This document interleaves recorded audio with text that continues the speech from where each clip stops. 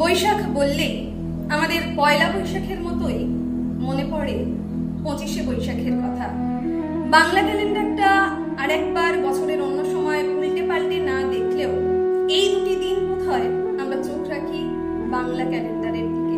পয়লা বৈশাখ আর 25শে বৈশাখ আলাদা করে রবীন্দ্রনাথ ঠাকুরের কথা বোধহয় বলার অপেক্ষা রাখে না, কারণ শয়নে স্বপনে জাগরণে তিনি আমাদের সঙ্গে আছেন, তার সৃষ্টির সঙ্গে আমরা আছি।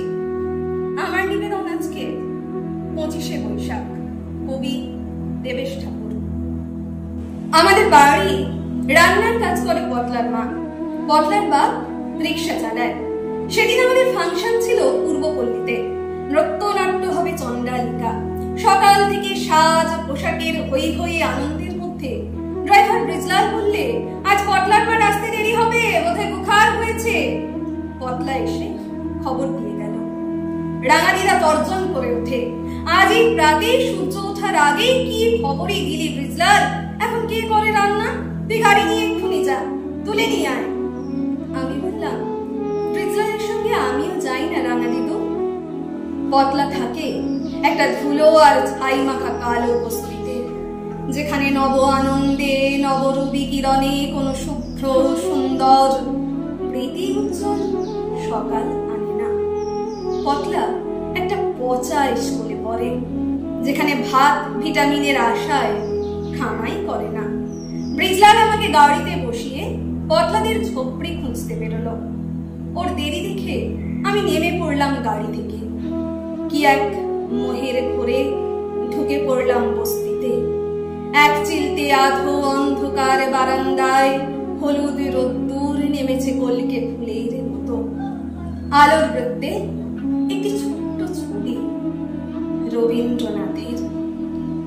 দাদুর কাছে শুনেছিলাম এই অদ্ভুত আলখাল্লা পরে কবি নিয়েছিলেন নোবেল পুরস্কার।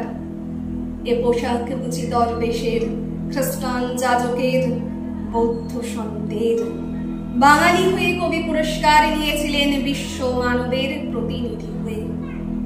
পটলার মা আমাদের বাঁধা রাধুনী গান গাইছে, তুমি নব নবরূপে এসো প্রাণে।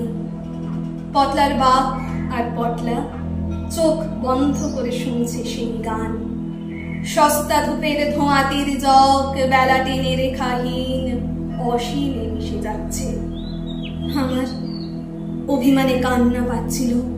পটলার কি অধিকার আছে আমাদের রবীন্দ্রনাথকে বস্তির ঘরে বসানোর? মন বললে, এদের দোলের আবির নেই, দুর্গোৎসবের বাজি নেই, দেওয়ালির আলো নেই।